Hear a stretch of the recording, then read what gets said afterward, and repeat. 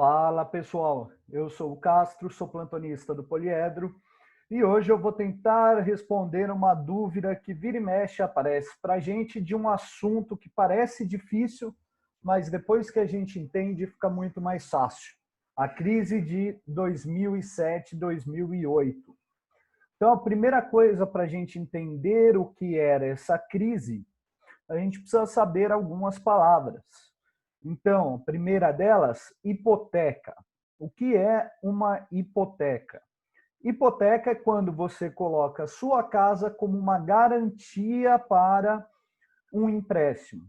Você pega um dinheiro no valor dessa casa e você investe em outra coisa. Caso você não consiga pagar, o banco vai lá e pega a sua casa. Certo.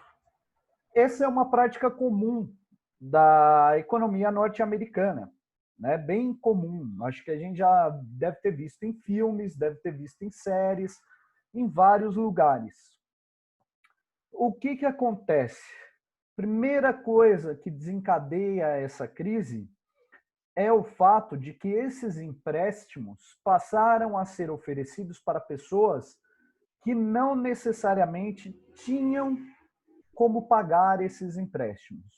Ou pessoas que poderiam vir a ser inadimplentes, pessoas que tinham um histórico de inadimplência ou que tinham uma garantia financeira, um salário e coisa do tipo, que não necessariamente conseguiria cobrir os custos do empréstimo. Isso é chamado de crédito subprime. Então, é o crédito ou o empréstimo para pessoas de risco, certo? Esse empréstimo é feito para pessoas de risco, as pessoas dão sua casa como garantia, muitas vezes até para comprar outras casas ou algo do tipo. O que acontece? Quando o banco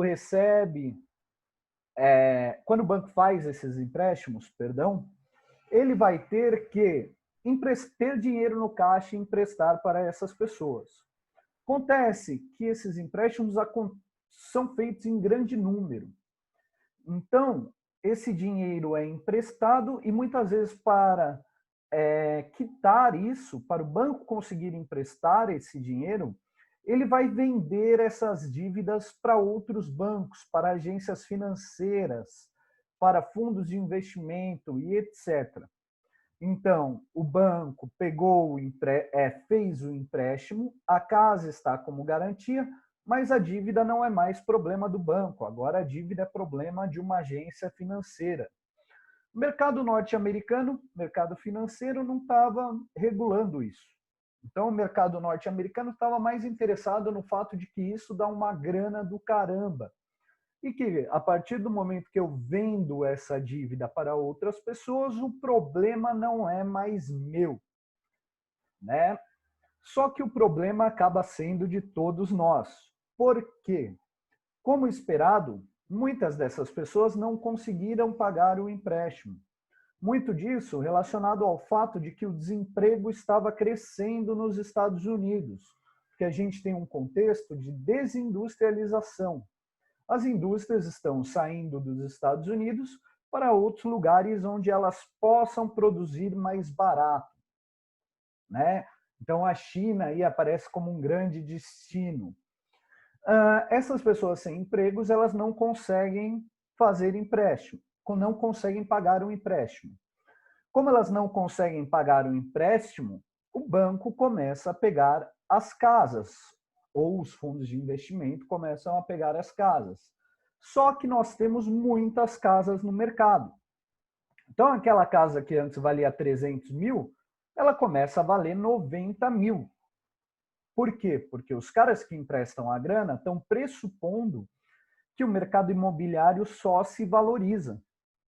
Mas eles esqueceram o princípio básico de que se eu tenho muita oferta, o meu valor cai. Então, eles emprestaram por um valor e eles receberam por um valor muito menor. Além disso, tentaram vender essas casas em grande número. O que acontece? não tem ninguém comprando essas casas. Quem antes pagava a hipoteca no valor de 300 mil, fala, meu irmão, não vou pagar esse dinheiro. Ou seja, os bancos começam a ficar sem dinheiro. Os bancos, as agências financeiras que compraram esses bancos, compraram essa dívida dos bancos, e todos envolvidos aí nessa cadeia de crédito subprime. Então, começo a ter a falência de diversos bancos porque eles não têm grana para sobreviver. Isso vai chegar num ponto que vai levar a um dos principais bancos de crédito norte-americanos, o Lehman Brothers, à falência. Então, esse banco entra em falência, o mercado financeiro entra numa crise tremenda. Como estamos todos conectados, uma crise mundial. Bom, aí a desgraça está anunciada.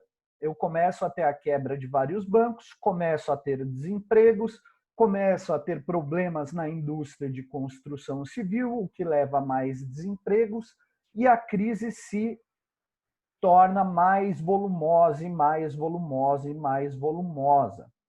Além disso, a gente tem que lembrar de um processo de financeirização da economia que começa lá atrás, lá na época da Segunda Guerra, que é o quê? O fato de que os bancos se tornam grandes impulsionadores do capitalismo. Então, mesmo o banco que empresta o crédito subprime, muitas vezes é o banco que empresta crédito para as indústrias. Então, não atingiu só o mercado financeiro, atingiu também o mercado industrial, de um modo que o mundo inteiro foi afetado por isso, inclusive nós aqui no Brasil. Qual a solução encontrada pelo governo norte-americano e os governos de diversos países que se dizem liberais? Esses países vão entrar com dinheiro do governo para resolver esse problema dos bancos. Então, dinheiro público para prejuízos privados, né? Como uma forma de frear toda essa cadeia de falências que está se avolumando, né? Alguns estados compram bancos, a estatização. Outros só realizam grandes empréstimos. Isso vai gerar uma crise de desconfiança no mercado muito grande e coloca mais uma vez em xeque o neoliberalismo. Então, não é coincidência que, a partir de 2008, haja um questionamento do neoliberalismo, ainda mais face ao fortalecimento chinês. A partir disso, nós temos que essa crise se torna uma crise tão importante quanto a crise de 1929.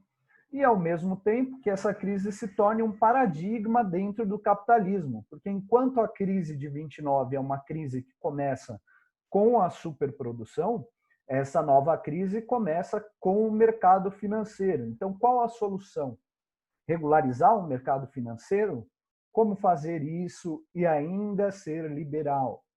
Dá para confiar no mercado? O que o mercado quer é o mesmo que a população quer? Essas são aí algumas perguntas que foram feitas e não sou eu quem vai responder. Acho que aí depende, tem milhares de leituras sobre o tema.